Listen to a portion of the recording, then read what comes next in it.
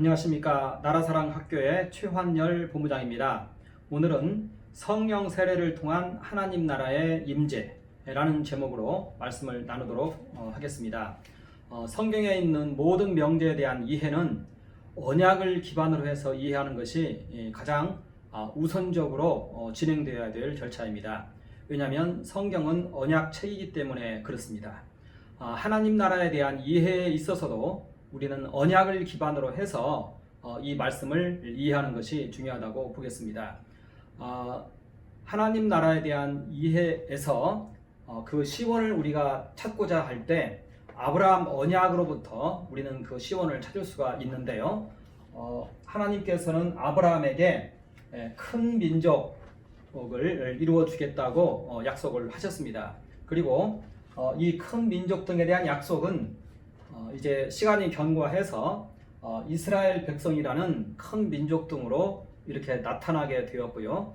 이것이 새 언약에 이르러서는 하나님께서 우리의 아버지가 되신다는 그러한 언약 조항으로 이렇게 발전을 한 것입니다. 그리고 아브라함이 수행해야 될 언약 조항은 하나님께서 너는 베라카가 되라, 복이 되라 라고 말씀하셨습니다. 땅에서 하나님을 대신해서 축복하는 자가 되라고 말씀을 하셨던 것입니다.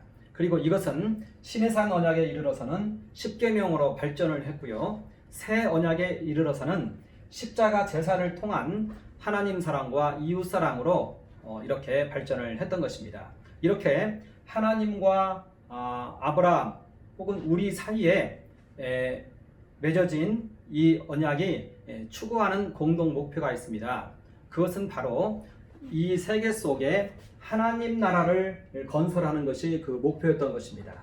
이것이 처음에는 아브라함에게 나타났을 때는 너로 인하여 모든 나라가 모든 족속이 복을 받을 것이다 이렇게 말씀하셨고, 이것이 시내산 언약에서는 너희가 모든 열방 중에 제사장 나라가 될 것이다 라고 얘기했습니다. 그리고 출애굽기 40장에 이 성막이 지어지고 그곳에 성전이 건축됨을 통해서 이 제사장 나라의 언약이 이루어진 것이죠. 하나님의 임재를 통해서 제사장 나라가 이루어진 것입니다. 그리고 이것이 이제 새 언약에 이르러서는 성령 세례를 통해서 우리 안에 하나님 나라가 이루어지는 것으로 이렇게 언약의 내용을 우리는 살펴볼 수 있습니다.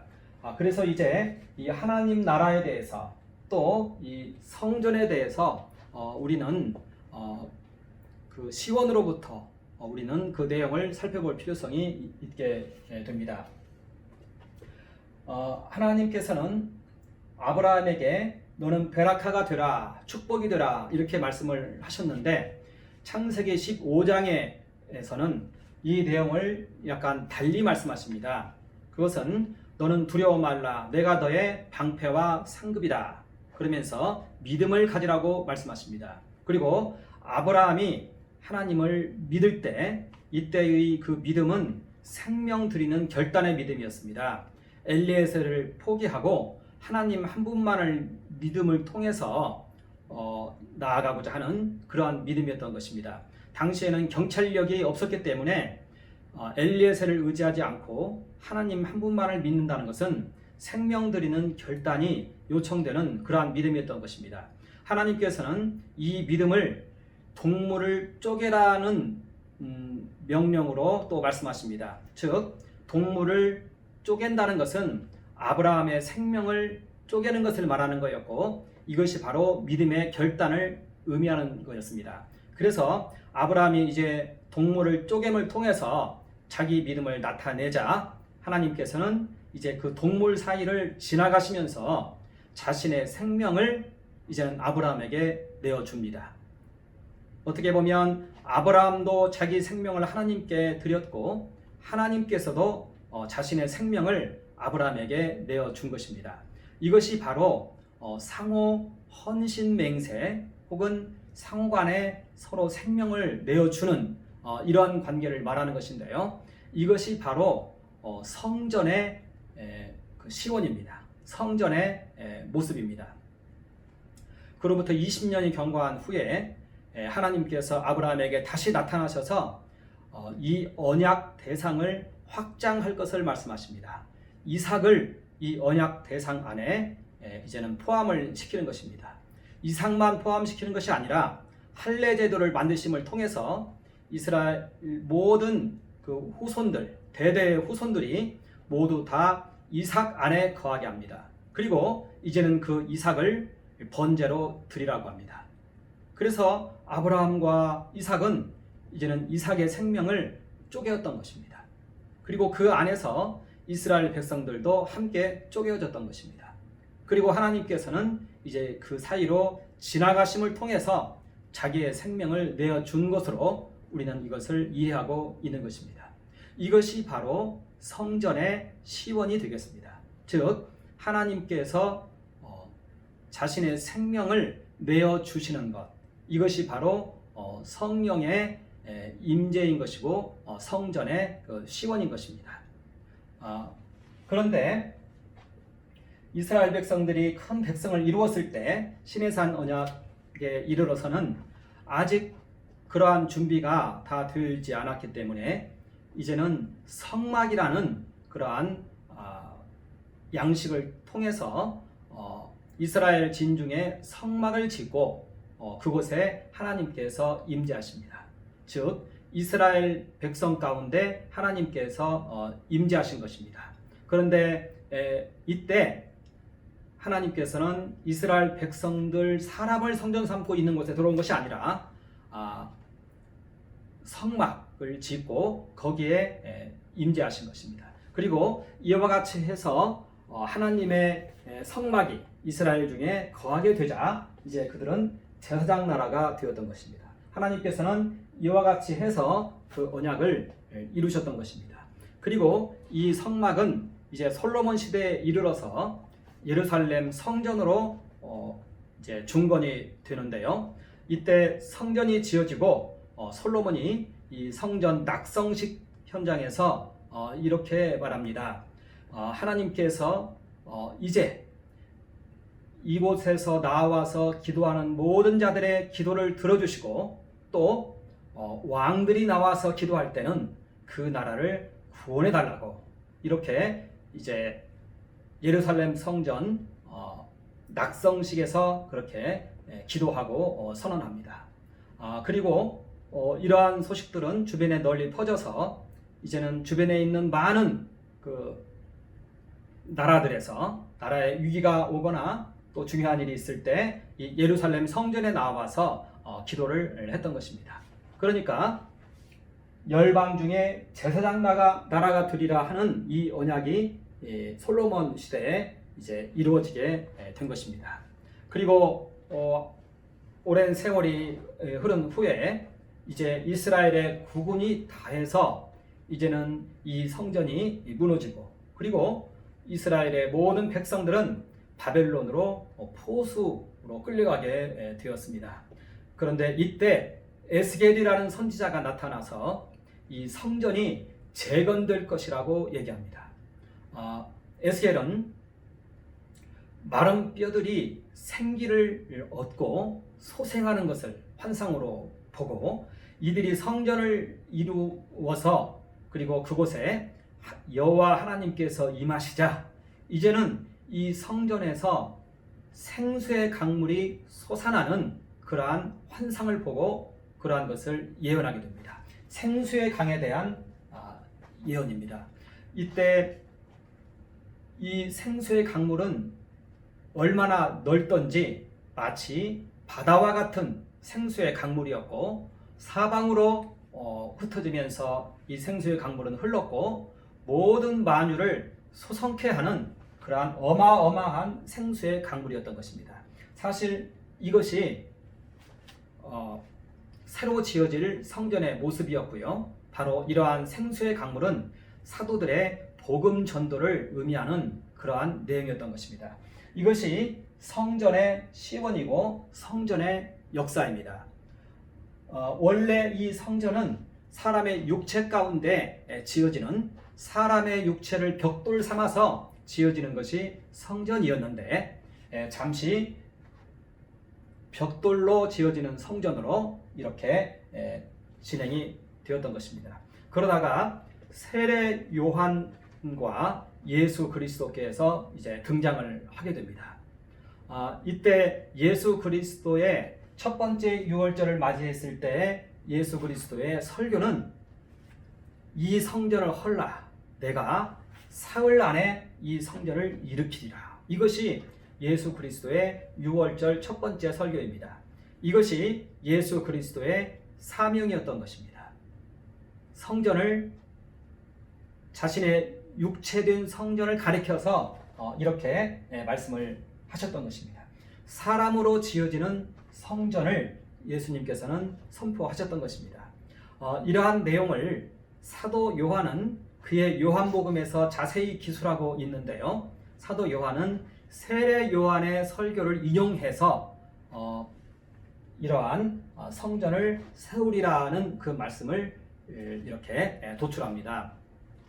그래서 우리는 세례 요한에 대한 요한의 설교에 대해서 개략적으로 이해할 필요가 있는데요. 세례 요한이 예수 그리스도의 사역을 가장 잘 소개하고 있기 때문에 그렇습니다.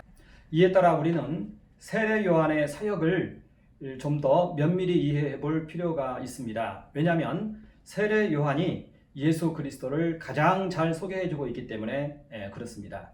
세례 요한의 설교는 보통 4개 정도의 주제로 우리가 파악을 하고 있는데요. 그 중에 첫 번째는 예수 그리스도가 누구신지에 대한 소개였던 것입니다. 이때 세례 요한은 예수 그리스도를 가리켜서 이분이 나보다 앞선 것은 그가 나보다 먼저 있었다, 이렇게 얘기를 합니다. 어떻게 보면 약간 애매모호한 그러한 설명 같지만 이것을 사도 요한은 재해석을 해서 이렇게 해석을 해줍니다. 이 말의 뜻을 말하는 것이죠. 본래 하나님을 본 사람이 없으나 아버지 품속에 있는 하나님께서, 독생하신 하나님께서 나타내셨느니라. 이렇게 이 말을 사도 요한은 해설해주고 있는 것입니다. 독생하신 하나님, 외아들을 말하는 것이죠. 외아들이 우리에게 나타났다. 이렇게 사도 요한은 세례 요한의 그 말을 재해석해주고 있는 것입니다. 바로 예수 그리스도께서 인자이신 것을 세례 요한은 말했던 것입니다. 그리고 세례 요한의 설교 두 번째는 보라, 세상 죄를 지고 가는 하나님의 어린 양이로다. 그것이었습니다. 그리고 세 번째는 바로 이 사람이 성령으로 세례를 베푸는 자이다. 이렇게 얘기했습니다.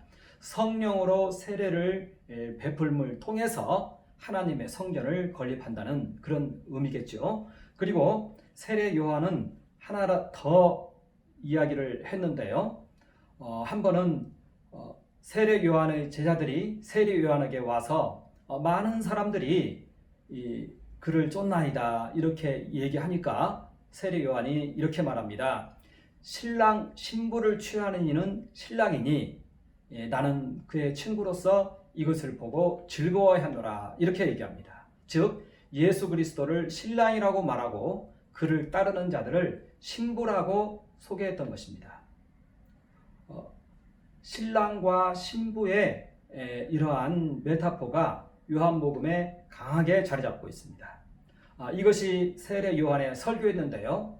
사도 요한도 이 정신을 고스란히 받아들여서 예수 그리스도의 첫 번째 표적을 가나안 혼인잔치로 소개합니다.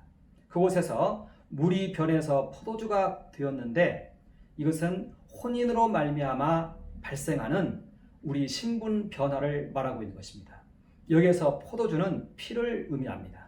성찬의 포도주로서 예수 그리스도의 피가 예수 그리스도와 그를 따르는 자들과의 관계 속에서 혼인을 통해서 이제는 그 따르는 자들의 생명이 예수 그리스도의 그 생명으로, 예수 그리스도의 피로 변화된다는 것을 말하고 있었던 것입니다. 그러니까 이것이 예수께서 성전을 세우는 방법이었던 것입니다.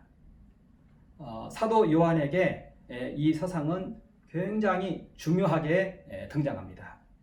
몇 번 계속해서 이 이야기는 등장합니다. 그래서 예수께서는 성전을 세우시는 자로 이렇게 자신을 선포하신 것입니다. 그리고 이제 사역이 본격적으로 시작이 됩니다. 예수 그리스도의 사역은 첫 번째 유월절과 두 번째 유월절 그 사이 1년 기간 동안에 중요한 내용들이 다 언급이 됩니다. 이때 사도 요한은 세 가지 사건 정도를 여기에서 소개합니다. 하나는 니고데모와의 그 사건이고요. 또 하나는 사마리아 여인과의 사건이고, 또 하나는 베데스다 연못에 있었던 안식일 논쟁에 대한 사건입니다. 이 세 사건을 통해서 사도 요한은 어떻게 성전이 지어지는지, 그리고 그 성전 내부의 구조가 어떻게 되어 있는지를 설명하고 있는 것입니다. 그러니까 여기에서 소개되고 있는 성전의 모습은 현재 우리에게 이루어져 있는 성령께서 우리 가운데 임하심으로 말미암아 우리에게 이루어져 있는 그 성전의 모습이기도 한 것입니다.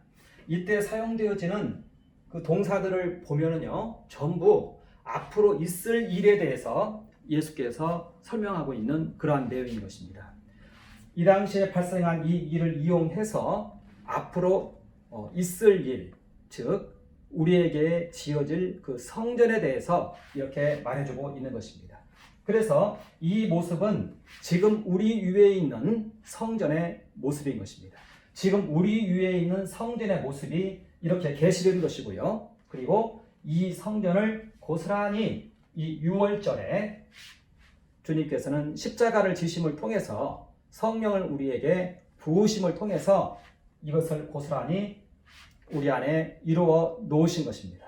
그래서 이 세 개의 구조를 잘 이해를 할 때 우리는 우리 안에 펼쳐져 있는 이 성령 세례로 말미암아 우리 안에 펼쳐져 있는 이 성전을 우리는 더욱 면밀히 이해할 수 있게 되는 것입니다. 먼저 6월절 기간 중에 예수께서는 예루살렘 성내에 계셨는데, 이때 한밤중에 니고데모라 하는 유대인 관원이 찾아옵니다.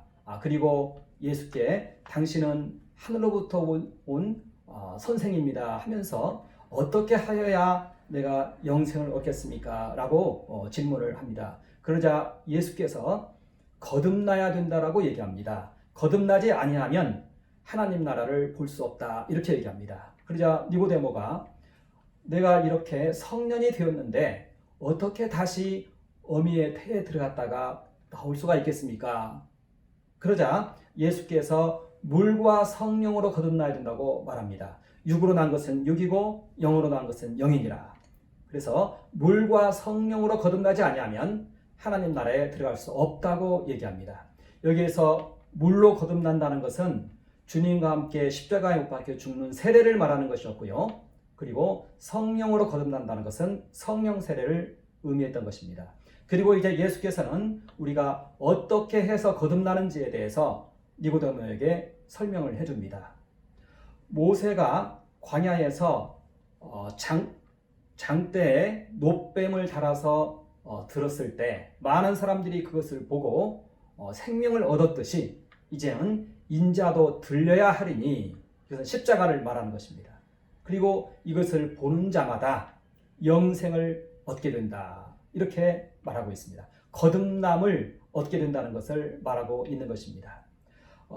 예수께서 니고데모에게 거듭남에 대해서 얘기를 했는데, 이제 예수 그리스도를 따르는 많은 사람들이 예수께서 십자가에 못 박히신 것을 바라보고 그 영혼들이 거듭났던 것입니다. 많은 사람들이 거듭났습니다. 그리고 그들 하나하나가 모두 다 성전의 벽돌이 되었던 것입니다.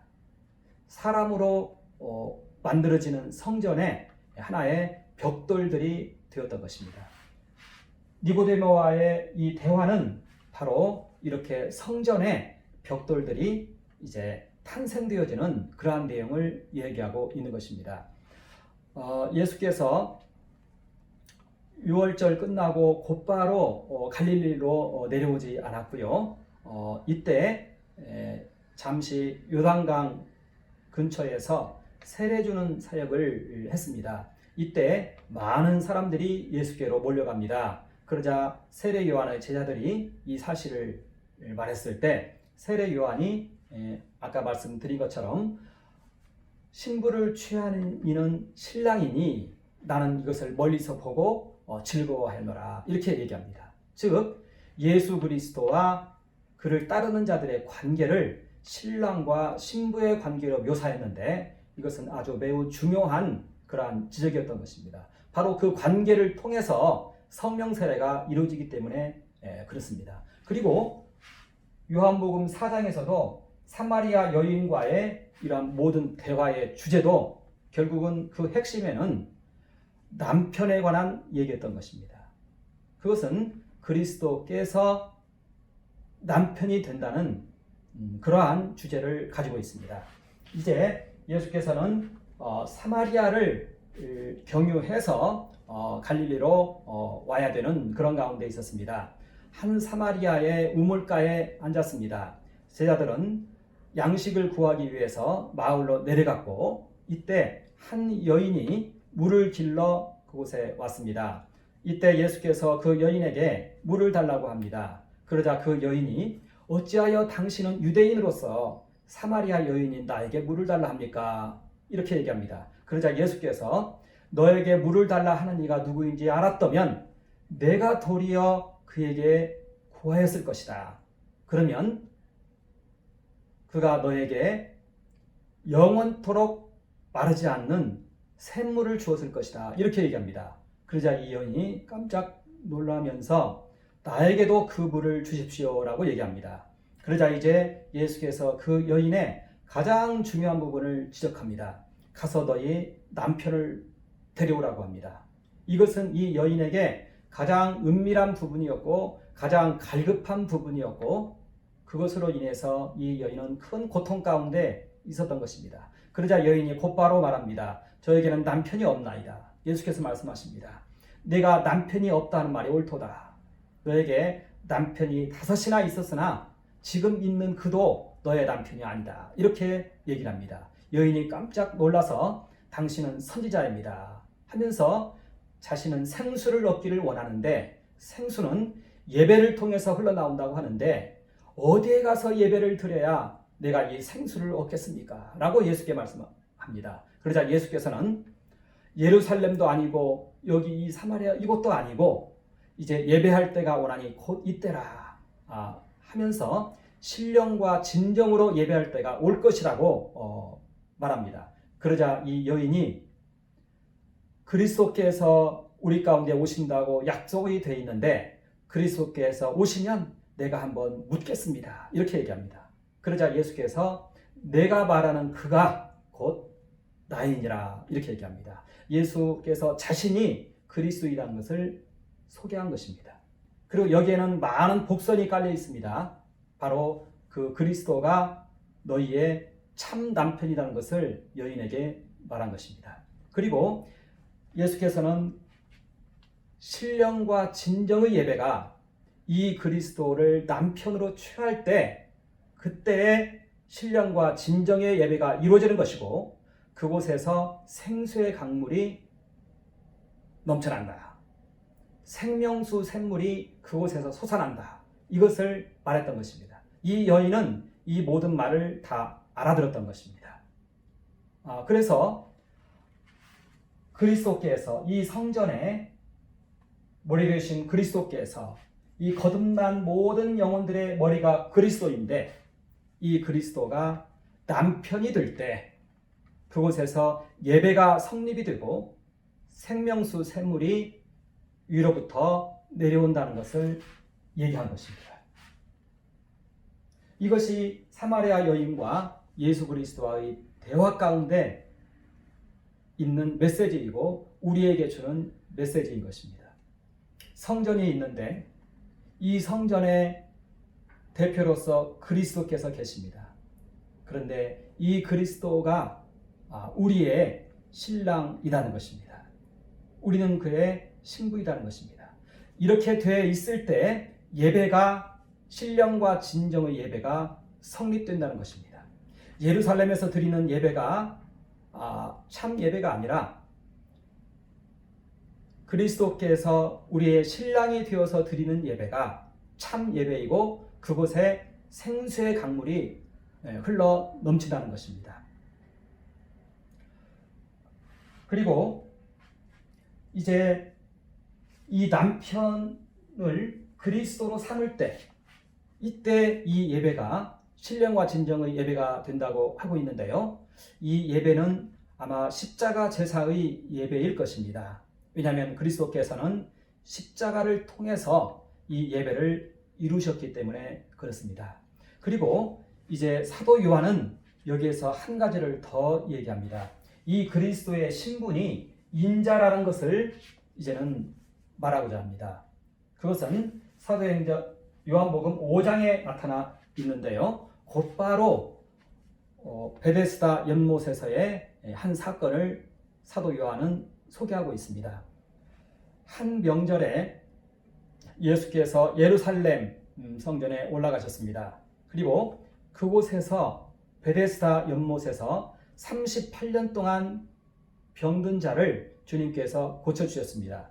그런데 마침 그날은 안식일이었던 것입니다. 이제 안식일 논쟁이 발생한 것입니다. 유대인들은 예수를 죽이려고까지 하는 것입니다. 이때 예수께서는 어떻게 답변을 하셨냐면요. 안식일에 하나님께서 일하시니 나도 일한다 이렇게 답변을 했던 것입니다. 어떻게 보면 하나님과 자신을 동등으로 삼은 것입니다. 친아버지로 삼은 것입니다.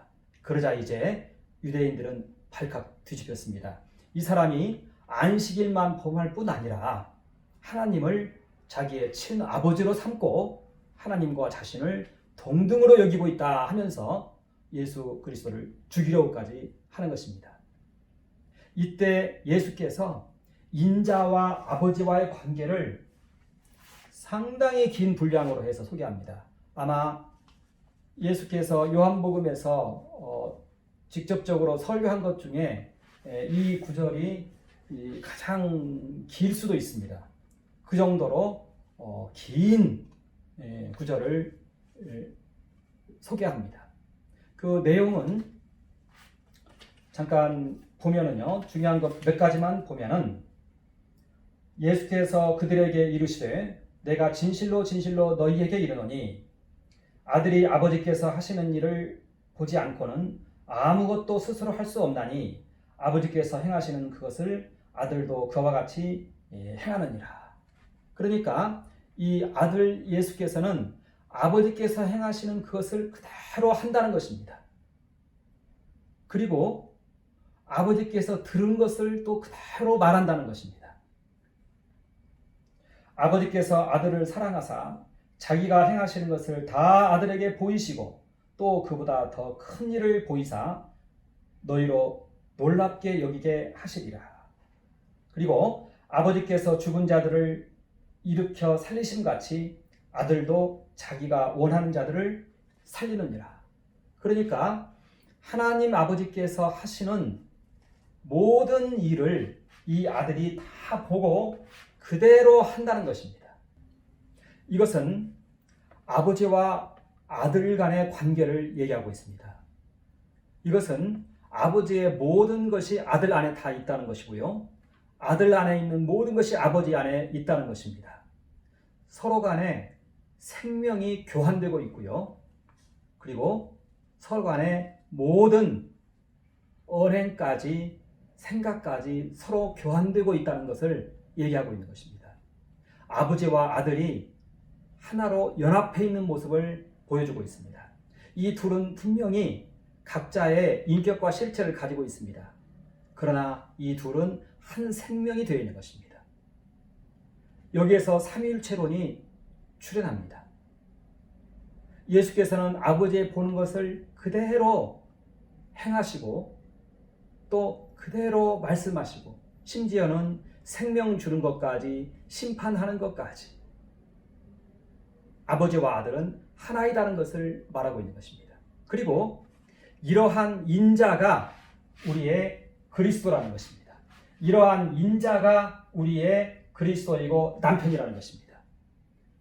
그러한 인자가 우리의 예배를 집례하신다는 것입니다. 그러한 인자가 자신의 십자가의 피로 제사를 드리시고 우리의 대제사장 되어서 우리와 함께 그 성전에 이르러서 하나님께 제사한다는 것입니다. 예배한다는 것입니다. 이것이 신령과 진정의 예배라는 것입니다. 하나님과 일체를 이루고 계시는 이 놀라운 하나님이신 그분이, 하나님의 아들이, 그분이 이 예배의 집례자가 되어서 우리의 예배로 하여금 신령과 진정의 예배가 되게 한다는 것입니다. 그렇기 때문에 그곳에서 생수가 솟아 넘치는 것이고 생수의 강물이 흐른다는 것입니다. 이것이 지금 오늘날 성전의 모습입니다. 예수께서는 이 성전의 모습을 이렇게 보여주시고, 그리고 6월절이 이르렀을 때 이제 십자가를 짐을 통해서 바로 이 성전을 세우셨던 것입니다. 이렇게 계시된 성전은 이 십자가를 통해서 고스란히 우리에게 주어졌습니다. 우리의 예배가 이와 같기 때문에, 우리에게 이루어져 있는 이 성전이 이와 같기 때문에 예수께서는 우리 배에서 생수의 강물이 솟아 넘쳐날 것이라고 얘기했습니다.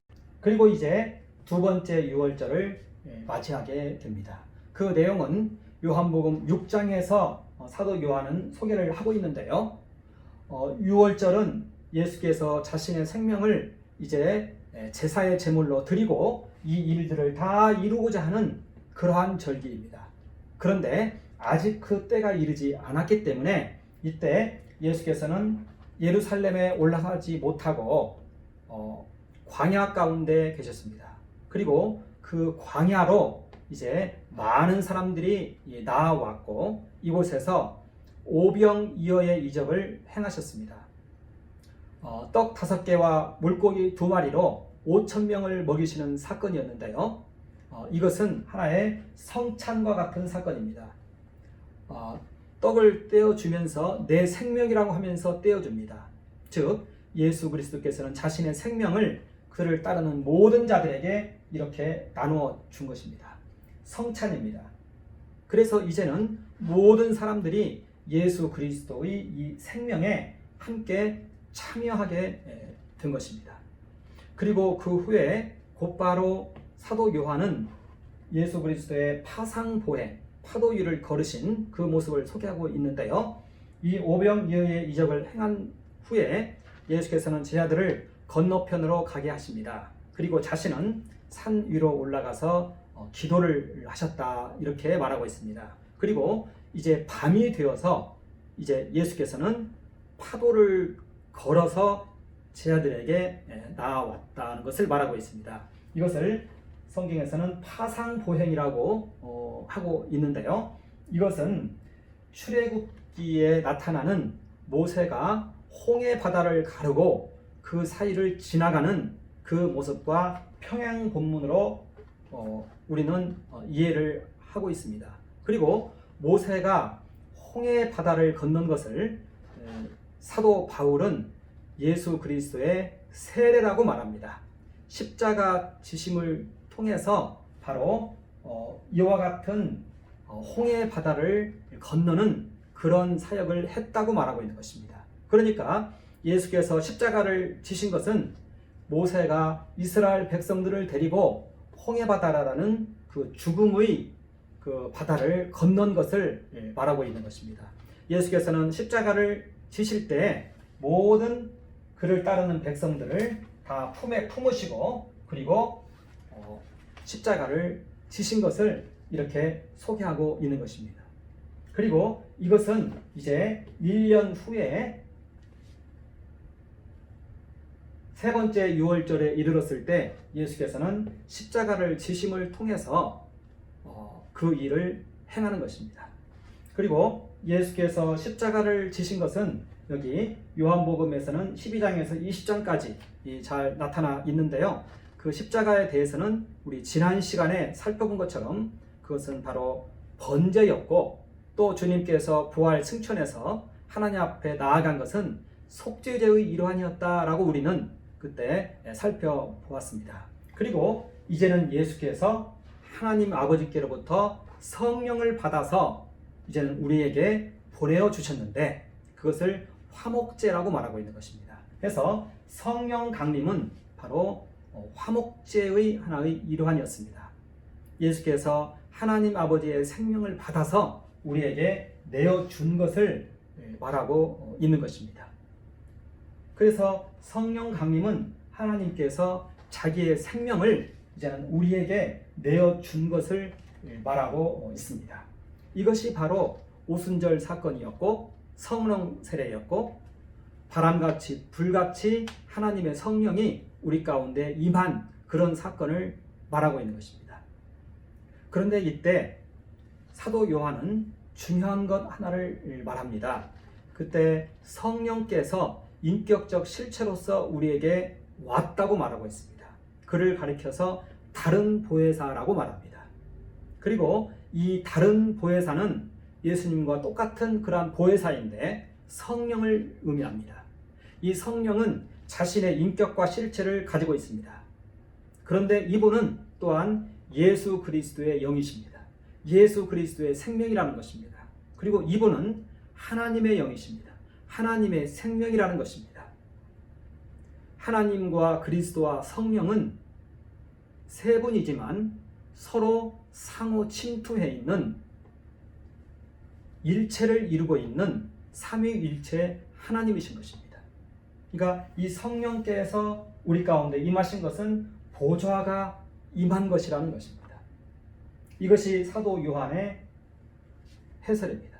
사도 요한은 이 내용을 요한복음 14장에서 가장 우리에게 잘 얘기를 해주고 있는데요.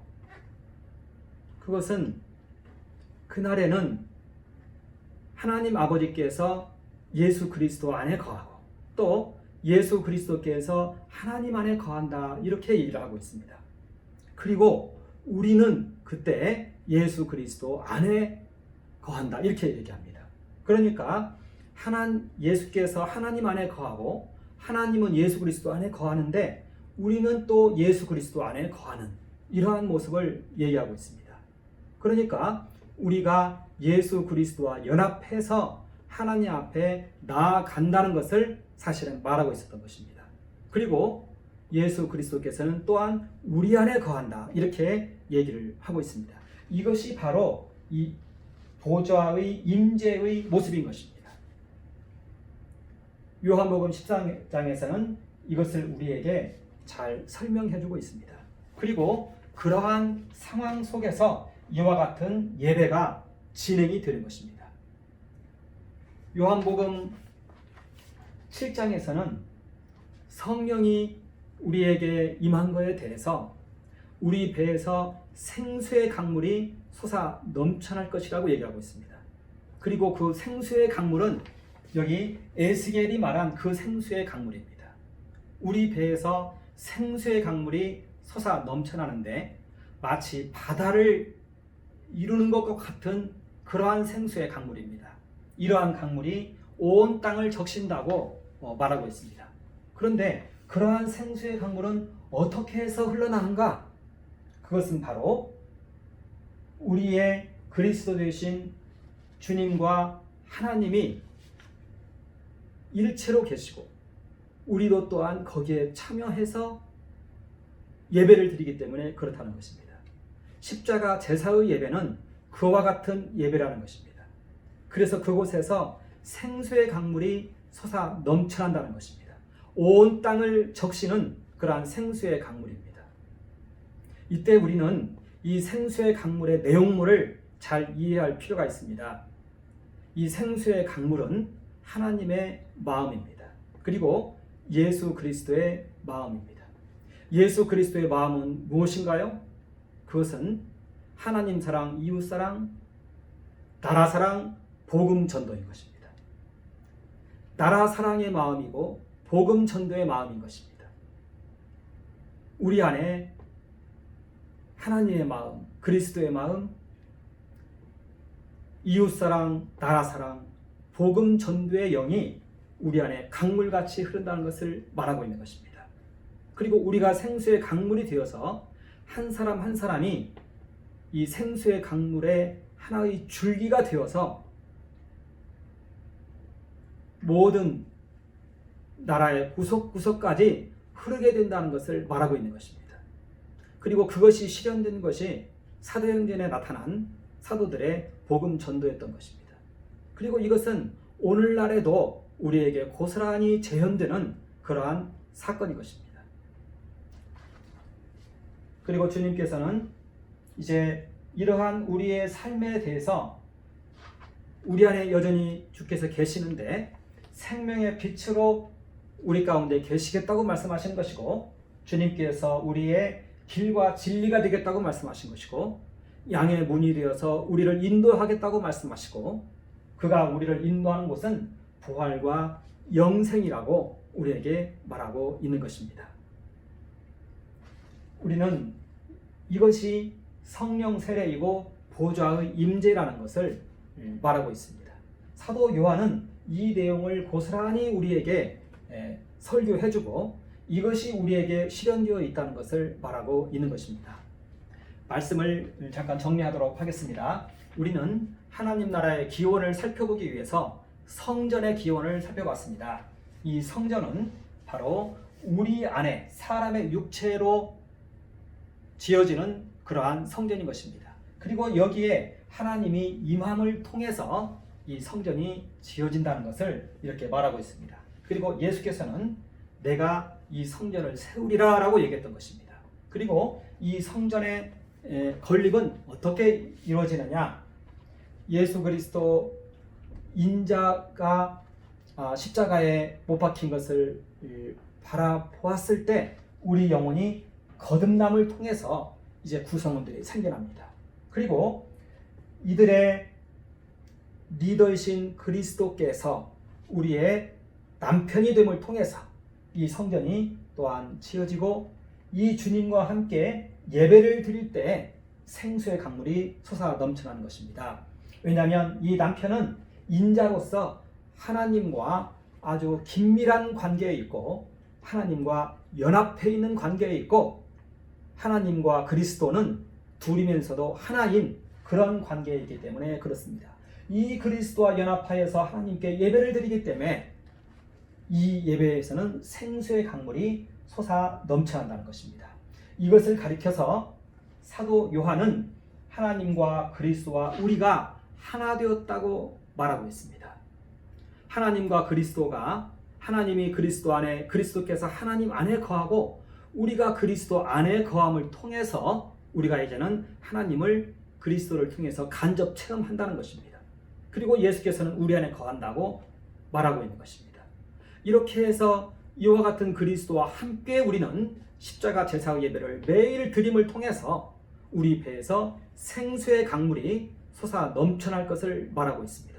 이 생수의 강물은 나라 사랑의 강물이고 이웃 사랑의 강물이고 복음 전도의 강물인 것입니다.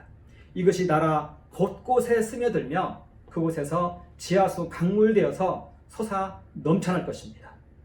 주님께서는 여전히 우리에게 생명의 빛으로 우리 가운데 계시고 우리에게 길과 길을 보여주시고, 아마 그 길은 나라 사랑의 길이고 복음 전도의 길일 것입니다. 주님께서 우리의 인도자 되셔서 우리를 이끌어 주시고 우리를 부활과 영생으로 이끄시고 인도하신다는 것을 우리에게 말하고 있습니다. 잠깐 한번 기도하겠습니다. 하나님 우리 아버지 경배합니다. 찬양합니다. 주님께서 우리를 성전으로 세우시고 우리 안에 성령 세례를 부으심으로 우리를 하나님의 나라로 만드셨습니다. 하나님의 보좌가 이제 우리 안에 임하였습니다. 이제는 이 보좌 앞에서 날마다 우리 주님과 함께 하나님 앞에 십자가 제사의 예배를 드림을 통해서 우리 배에서 생수의 강물이 솟아 넘치게 하여 주시옵소서. 나라 사랑의 강물이 되어 복음 전도의 강물이 되어 우리나라를 온통 적시게 하여 주시옵소서. 감사드리며 주 예수 그리스도 이름으로 선포하며 기도합니다. 아멘.